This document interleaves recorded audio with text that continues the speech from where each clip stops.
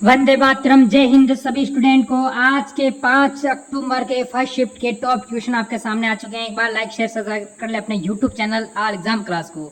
सही और सटीक जानकारी के लिए मेरे दोस्त हर टाइप के क्वेश्चन आपको करवाए जाते हैं अपने YouTube channel all exam class पर। तो आज के फर्स्ट शिफ्ट में कैसे क्वेश्चन पूछे गए वो सारे क्वेश्चन हम डिस्कस करने वाले हैं। एक बार लाइक शेयर सब्सक्राइब नहीं किया तो कर लेना। भाई पहला क्वेश्चन क्या कहता है? तो दोस्त पहला ही क्वेश्चन क्या कहता है वो चीज डिस्कस करेंगे यहाँ पर। जैसे कि इसने कहा है कि आराम हराम है, यानी आराम आराम है। ये क्वेश्चन आपके पता है कि यूपी पुलिस में मैंने करवाया था, वहां पर भी पूछा गया था और यहाँ पर भी एक क्वेश्चन पूछा गया है। और यूपी एससी यानी इसमें पूछा गया क्वेश्चन है, इंपॉर्टेंट क्वेश्चन है। कई बार एसएससी एमटीएस ने भी पूछा है कि आराम हराम है यह नारा किसने दिया है? तो महात्मा गांधी, रविन्द्रनाथ टैगोर, भगत सिंह और पंडित जवाहरलाल नेहरू यानी नेहरू जी ने। तो आपका उत्तर मेरे दोस्त यहाँ से हो जाएगा ऑप्शन नंबर डी। ये बात नेहरू जी ने कही थी, पहले प्रधानमंत्री थे।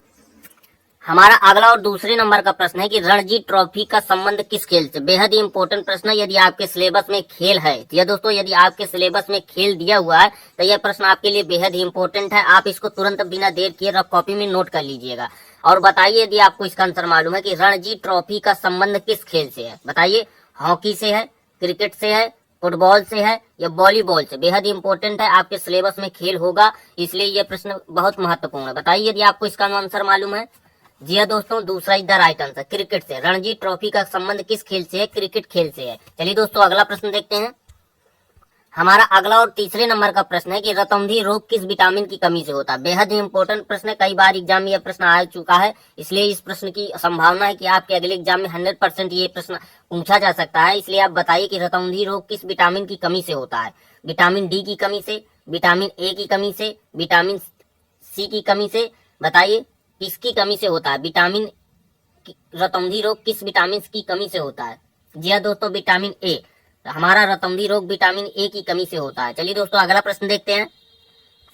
हमारा अगला और चौथे नंबर का प्रश्न है कि इंकलाब जिंदाबाद का नारा किसने दिया था? बेहद ही इंपॉर्टेंट प्रश्न है, यह पंजाब पुलिस में। जी हाँ दोस्तों, पंजाब पुलिस में पूछा गया प्रश्न है। हो सकता है आपके अगले एग्जाम में यह प्रश्न पूछ लिया जाए कि इंकलाब जिंदाबाद का नारा किसने दिया था। बताइए यदि आपको इसका आंसर मालूम है कमेंट बॉक्स में। जवाहरलाल नेहरू ने, भगत सिंह ने, लाला लाजपत राय ने या गांधी जी ने? बताइए। जी हाँ दोस्तों, दूसरा is the right answer, Bhagat Singh ने। इंकलाब जिंदाबाद का नारा किसने दिया था? हमारा भगत सिंह ने दिया था। यह पंजाब पुलिस में पूछा गया प्रश्न है, इसलिए आप इसको तुरंत नोट कर लीजिएगा। हो सकता है 100% आपके अगले एग्जाम में ये प्रश्न मिल जाए। हमारा अगला और पांचवें नंबर का प्रश्न है कि नींबू में कौन सा विटामिन होता है? बेहद ही इंपॉर्टेंट प्रश्न है, 100% आपके अगले एग्जाम में ये प्रश्न आने वाला है। बताइए यदि आपको इसका आंसर मालूम है कि नींबू में कौन सा विटामिन पाया जाता है? Vitamin A, vitamin D, vitamin C या विटामिन के? बताइए। जी हाँ दोस्तों, विटामिन सी, तीसरा इज द राइट आंसर। नींबू में हमारा कौन सा विटामिन पाया जाता है? विटामिन सी पाया जाता है। दोस्तों आपको हो सकता है कि इसमें कई सारे प्रश्नों के आंसर मालूम हो, इसलिए आप जो प्रश्न आपको मालूम है उनके प्रश्न के आंसर आप कमेंट बॉक्स में जरूर दीजिएगा। चलिए दोस्तों अगला प्रश्न देखते हैं। हमारा अगला और छठवें नंबर का प्रश्न है कि राजघाट किसकी समाधि स्थल है? बेहद ही इंपॉर्टेंट प्रश्न है, इसको आप तुरंत 100% नोट कर लीजिएगा, क्योंकि यह आने वाला प्रश्न है। हो सकता है आपके अगले एग्जाम में पूछ लिया जाए कि राजघाट किसकी समाधि स्थल है? बताइए, जवाहरलाल नेहरू की, महात्मा गांधी की, इंदिरा गांधी की या सरदार वल्लभ भाई पटेल की? बताइए कमेंट करके कि राजघाट किसकी समाधि स्थल है। जी हाँ दोस्तों, दूसरा is the right answer, Mahatma Gandhi की। राजघाट किसकी समाधि स्थल है? महात्मा गांधी की समाधि स्थल है। चलिए दोस्तों अगला प्रश्न देखते हैं। हमारा अगला और सातवें नंबर का प्रश्न है कि भारत का मैनचेस्टर किसे कहा जाता है? बेहद इंपॉर्टेंट प्रश्न है कि भारत का मैनचेस्टर किसे कहा जाता है? बताइए यदि आपको इसका आंसर मालूम है। कानपुर को, अहमदाबाद को, कोलकाता को या बेंगलुरु को? कमेंट करके बताइए कि भारत का मैनचेस्टर किसे कहा जाता है। जी हाँ दोस्तों, दूसरा is the right answer, Ahmedabad को। अहमदाबाद को भारत का मैनचेस्टर बोला जाता है। चलिए दोस्तों अगला प्रश्न देखते हैं। हमारा अगला और आठवें नंबर का प्रश्न है, कंप्यूटर से रिलेटेड प्रश्न है। हर एग्जाम में एक या दो क्वेश्चन आपके कंप्यूटर से पूछ लिए जाते हैं। हो सकता है यही प्रश्न आपके अगले एग्जाम में पूछ लिया जाए कि लैन का पूर्ण रूप है, LAN, लैन का पूर्ण रूप है। बताइए, फुल फॉर्म आपको बताना है कि लैन का फुल फॉर्म क्या है। Local area network, local area line, local airlines network या लोकल अकाउंट नंबर? बताइए यदि आपको इसका आंसर मालूम है कमेंट बॉक्स में। आप लोग कमेंट नहीं करते हैं, 100% जितने भी लोग ये वीडियो देख रहे हैं कमेंट करके आंसर दीजिए।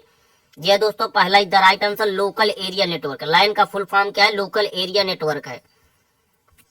हमारा अगला और 9वें नंबर का प्रश्न है कि रामचरितमानस किसने लिखी थी। यह जितने भी हमारे हिंदू भाई होंगे यह प्रश्न तो उनको मालूम होगा। जी हाँ दोस्तों, 100% इसका आंसर जितने भी हमारे हिंदू भाई हैं सबको मालूम होगा। आप लोग कमेंट करके बताइए, 100% कमेंट करके बताइए जितने भी हिंदू भाई हैं कि रामचरितमानस किसने लिखी थी। सूरदास ने, रहीमदास ने, तुलसीदास ने, कबीरदास ने, बताइए। जी हाँ दोस्तों, तीसरा is the right answer, Tulsidas ने। हमारे रामचरितमानस की रचना किसने की थी? तुलसीदास जी ने लिखी थी। चलिए दोस्तों अगला प्रश्न देखते हैं।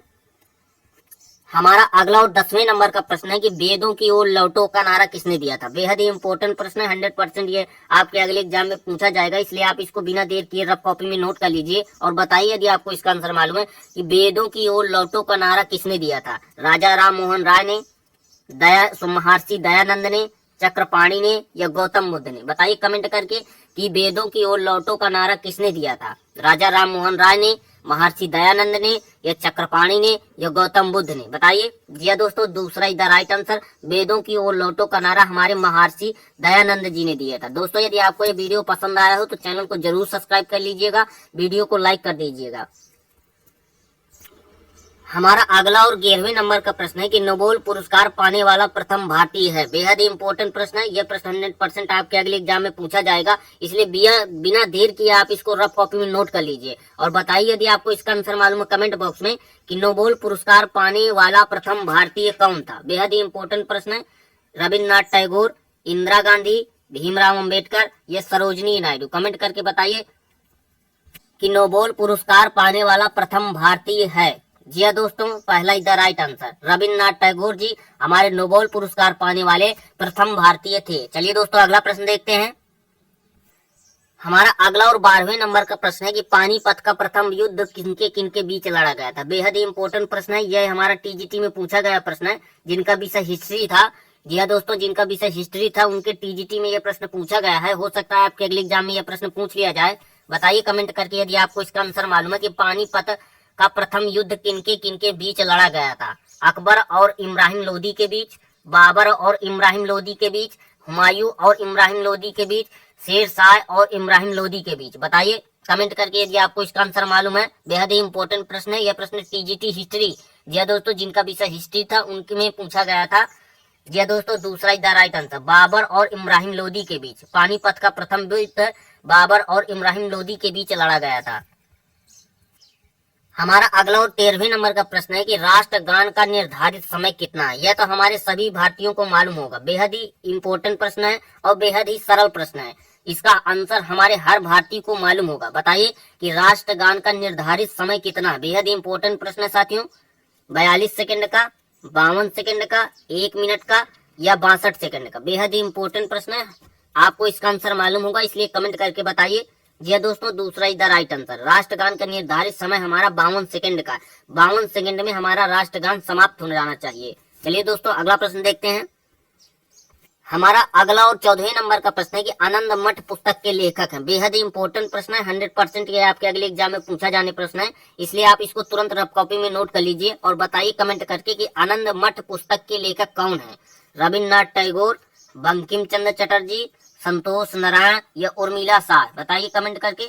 यह दोस्तों दूसरा इज द राइट आंसर, हमारे आनंद मठ पुस्तक के लेखक कौन है? बंकिम चंद्र चटर्जी हैं। हर एग्जाम में एक या दो प्रश्न हमारे पुस्तक से रिलेटेड पूछ लिया जाता है, इसलिए आप इसको नोट जरूर कर लीजिएगा। चलिए दोस्तों अगला प्रश्न देखते हैं। हमारा अगला और 15वें नंबर का प्रश्न है कि रेडियो का आविष्कार किसने किया था। बेहद ही इंपॉर्टेंट प्रश्न है, 100% आपके अगले एग्जाम में यह प्रश्न पूछा जाएगा। यह प्रश्न एक बार आरआरबी ग्रुप डी में पूछा गया था। जी हाँ दोस्तों, आप यकीन नहीं मानेंगे, यह प्रश्न रेडियो का आविष्कार किसने किया था, यह प्रश्न हमारा रेलवे ग्रुप डी में पूछा जा चुका है। हो सकता है आपके अगले एग्जाम में भी पूछ लिया जाए, क्योंकि कई बार क्या होता है कि 2-4 प्रश्न बेहद ही सरल तरीके से पूछ लिए जाते हैं। बताइए कि रेडियो का आविष्कार किसने किया था? फंक ने, लुईस पास्चर ने, मार्कोनी ने या रदरफोर्ड ने। 100% आपको इसका जवाब कमेंट करके बताना है। जी दोस्तों, तीसरा is the right answer, radio का आविष्कार हमारे मार्कोनी ने किया था। चलिए दोस्तों अगला प्रश्न देखते हैं। हमारा अगला और 16वें नंबर का प्रश्न है कि अंतरिक्ष जाने वाले प्रथम भारतीय कौन थे। बेहद ही इंपॉर्टेंट प्रश्न है, यह छोटे से ही। जी दोस्तों, जब आप 4-5 में ही होते हैं तभी से यह प्रश्न आप बार बार पढ़ने लगते हैं और आपको 100% इसका आंसर मालूम होगा कि अंतरिक्ष जाने वाले प्रथम भारतीय कौन थे। राकेश शर्मा, कल्पना चावला, सुरेंद्र चंद्रपाल, हरि नारायण प्रसाद। बताइए कमेंट करके। जी हाँ दोस्तों, पहला इज द राइट आंसर। अंतरिक्ष जाने वाला प्रथम भारतीय कौन था? हमारे राकेश शर्मा जी थे। चलिए दोस्तों अगला प्रश्न देखते हैं। हमारा अगला और 17वें नंबर का प्रश्न है कि लाई हरोबा लोक नृत्य है। बेहद ही इंपॉर्टेंट प्रश्न है। हर एग्जाम में 1 या 2 क्वेश्चन हमारे लोक नृत्य से पूछ लिया जाता है कि बताइए यह लोक नृत्य कहाँ का है। तो वही प्रश्न यह पूछा गया है। 100% इंपॉर्टेंट है। आपको यदि आंसर मालूम नहीं तो आप इस प्रश्न को नोट कर लीजिए कि एग्जाम में आए तो आपसे छूटने ना पाए कि लाई हरोबा लोक नृत्य है। बताइए गुजरात का है, महाराष्ट्र का है, मणिपुर का है या जम्मू कश्मीर का? कमेंट करके बताइए। जी हाँ दोस्तों, तीसरा इज द राइट आंसर। लाई हरोबा लोक नृत्य हमारा कहाँ का है? मणिपुर का है। चलिए दोस्तों अगला प्रश्न देखते हैं। दोस्तों यदि आपको ये वीडियो पसंद आया तो चैनल को जरूर सब्सक्राइब कर लीजिएगा और वीडियो को जरूर लाइक कर दीजिएगा। हमारा अगला और 18वें नंबर का प्रश्न है कि करो या मरो का नारा किसने दिया था? बेहद ही इंपॉर्टेंट प्रश्न है। 100% यह प्रश्न आपके अगले एग्जाम में पूछा जाने वाला। यह प्रश्न पीसीएस में, जी हाँ दोस्तों, यह प्रश्न कई बार पीसीएस के एग्जाम में पूछा जा चुका है, इसलिए आप इस प्रश्न की गंभीरता को समझ सकते हैं कि करो या मरो का नारा किसने दिया था। कितना इंपॉर्टेंट क्वेश्चन है ये। लाला लाजपत राय जी ने, भगत सिंह ने, महात्मा गांधी जी ने या जवाहरलाल नेहरू ने? बताइए। जी हाँ दोस्तों, तीसरा इज द राइट आंसर। करो या मरो का नारा हमारे महात्मा गांधी जी ने दिया था। चलिए दोस्तों अगला प्रश्न देखते हैं। हमारा अगला और 19वें नंबर का प्रश्न है कि जड़ियावाला बाग हत्याकांड कब हुआ था? बेहद ही इंपॉर्टेंट प्रश्न है। 100% आपके अगले एग्जाम में ये प्रश्न पूछा जाएगा और मुझे यकीन है कि 100% आपको इसका आंसर मालूम होगा, इसलिए कमेंट करके बताइए कि जड़ियावाला बाग हत्याकांड कहाँ हुआ था। बताइए। हरियाणा में हुआ था, पंजाब में हुआ था, गुजरात में हुआ था या उत्तर प्रदेश में हुआ था? कमेंट करके फटाक से बताइए कि हमारा जड़ियावाला बाग हत्याकांड कहाँ हुआ था। बताइए कमेंट करके। जी हाँ दोस्तों, दूसरा इज द राइट आंसर। हमारा पंजाब में हुआ था। जड़ियावाला बाग हत्याकांड कहाँ हुआ था? हमारा पंजाब में हुआ था। अब आपके लिए एक प्रश्न है कि आप ये कमेंट करके बताइए कि पंजाब में कहाँ हुआ था? जड़ियावाला बाग हत्याकांड कहाँ हुआ था? ये तो हमें मालूम चल गया कि पंजाब में हुआ था। इंपॉर्टेंट क्वेश्चन है। और लेकिन पंजाब में कहाँ हुआ था, यह आपको प्रश्न कमेंट करके बताना है आंसर इसका कि पंजाब में कहाँ हुआ था। चलिए दोस्तों अगला प्रश्न देखते हैं। हमारा अगला और 20वें नंबर का प्रश्न है कि रामायण किसने लिखी थी? बताइए। यदि आपको इसका आंसर मालूम है, 100% आपको इसका आंसर मालूम होगा। कमेंट करके बताइए कि रामायण किसने लिखी थी। यदि आपको वीडियो पसंद आ रहा हो तो वीडियो को जरूर लाइक कर दीजिएगा और चैनल को सब्सक्राइब कर लीजिएगा ताकि जब मैं ऐसे ही वीडियो आपके लिए बनाऊं तो आपको सबसे पहले मिल सके। रामायण किसने लिखी थी, इसका आंसर आपको मालूम है? कमेंट करके बताइए। महर्षि वाल्मीकि ने, वेद व्यास ने, चक्रपाणी ने या पतंजलि ने? बेहद ही इंपॉर्टेंट प्रश्न है। हमारे सभी हिंदू भाइयों को मालूम होगा कि रामायण किसने लिखी। जी हाँ दोस्तों, पहला इधर राइट आंसर महर्षि वाल्मीकि ने। इंपॉर्टेंट प्रश्न है, कई बार एग्जाम में पूछ लिया जाता है और ना भी पूछा जाए फिर भी आपको यह आंसर मालूम होना चाहिए कि रामायण किसने लिखी थी। पहला इधर राइट आंसर महर्षि वाल्मीकि जी ने लिखी थी। हमारा अगला और 21वें नंबर का प्रश्न है कि एलपीजी का फुल फॉर्म क्या होता है? एलपीजी, जी हाँ दोस्तों, सिलेंडर। जो आपके यहाँ सिलेंडर आता है उसमें जो गैस भरी होती है उसको हम एलपीजी बोलते हैं। तो उसी का आपको फुल फॉर्म पूछा गया। एलपीजी उसका नाम नहीं होता, उसका नाम कुछ दूसरा होता है।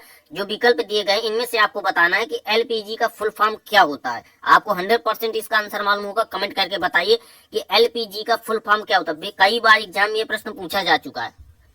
बताइए। Local petrol gas, liquid petroleum gas, liquid full gas या लिक्विड पेट्रोल गैस? बताइए कमेंट करके। यह दोस्तों दूसरा is the right answer. Liquid petroleum gas LPG का फुल फॉर्म होता है। नोट कर लीजिएगा इसको। आपके लिए अगला और 22वें नंबर का प्रश्न है कि परसेक किसकी इकाई? इंपॉर्टेंट प्रश्न है। जी हाँ दोस्तों, इंपॉर्टेंट प्रश्न है। ये हमारा टीजीटी में, जी हाँ दोस्तों, टीजीटी में फिजिक्स जिनका विषय था उनके लिए यह प्रश्न पूछा गया था टीजीटी में कि परसेक किसकी इकाई है। इंपॉर्टेंट क्वेश्चन है क्योंकि 1 या 2 क्वेश्चन हमारे पैमाने या इकाइयों से पूछ लिए जाते हैं। हो सकता है आपके अगले एग्जाम में जिसकी आप तैयारी कर रहे हैं उसमें भी यह प्रश्न पूछा जाए। कमेंट करके बताइए कि परसेक किसकी इकाई। आप एक बार कमेंट करके देखिए, आपको 2 मिनट के अंदर आपको जवाब मिलेगा। आप लोग कमेंट नहीं करते हैं, जितने लोग वीडियो देख रहे हैं आपको 100% कमेंट करना है और आप देखिएगा सिर्फ आपको 2 मिनट के अंदर उसका जवाब मिलेगा। परसेक किसकी इकाई है? खगोलीय दूरी की, समुद्र की गहराई की, पहाड़ की ऊंचाई की या भूकंप की तीव्रता की? बताइए परसेक किसकी इकाई है। जी हाँ दोस्तों, पहला इज द राइट आंसर। परसेक हमारा खगोलीय दूरी का मापक है या खगोलीय दूरी की इकाई है। खगोलीय दूरी मापी जाती है हमारी परसेक से। हमारा अगला और 23वें नंबर का प्रश्न है कि रिक्टर पैमाना है। बेहद ही इंपॉर्टेंट प्रश्न है। यह टीईटी, यह दोस्तों यह प्रश्न टीईटी में पूछा गया था। जो हमारी टीचिंग पात्रता परीक्षा होती है राज्य में, तो उसमें यह प्रश्न पूछा गया था कि रिक्टर पैमाना है, बताइए, बिजली की तीव्रता का, वर्षा की तीव्रता का, भूकंप की तीव्रता का, कि हवा की तीव्रता का। बेहद ही इंपॉर्टेंट प्रश्न है, कई बार एग्जाम में पूछा गया है, इसलिए आप इसको तुरंत रफ कॉपी में नोट कर लीजिएगा और बताइए कमेंट करके कि रिक्टर पैमाना है। जी दोस्तों, तीसरा इज द राइट आंसर, भूकंप की तीव्रता का। रिक्टर पैमाना हमारा क्या है, भूकंप की तीव्रता को मापा जाता है, यानी भूकंप की तीव्रता का एक पैमाना है। हमारा अगला और 24वें नंबर का प्रश्न है कि पृथ्वी का उपग्रह कौन सा है, बताइए। यदि आपको इसका आंसर मालूम, बेहद ही इंपॉर्टेंट है और बेहद ही सरल प्रश्न है कि पृथ्वी का उपग्रह कौन सा है, शुक्र, बृहस्पति, बुध या वरुण, बताइए कमेंट करके। जी हाँ दोस्तों, चौथा इज द राइट आंसर, चंद्रमा। पृथ्वी का उपग्रह कौन है, चंद्रमा है। शुक्र नहीं है, बृहस्पति नहीं है, बुध नहीं, ये हमारे तीनों क्या है, ग्रह हैं, लेकिन चंद्रमा हमारा पृथ्वी का एक क्या है, उपग्रह है। चलिए दोस्तों अगला प्रश्न देखते हैं। हमारा अगला और 25वें नंबर का प्रश्न है कि रेबीज के टीके की खोज किसने की थी। बेहद ही इंपॉर्टेंट प्रश्न है, आपको इसका आंसर मालूम है, कमेंट करके बताइए कि रेबीज के टीके की खोज किसने की थी। लुईस पास्चर ने, हुक ने, डार्विन ने, या मैडम क्यूरी ने, बताइए कमेंट करके कि रेबीज के टीके की खोज किसने की थी। जी हाँ दोस्तों, पहला is the right answer, Lewis pasture ने। लुईस पास्चर ने हमारे रेबीज के टीके की खोज की।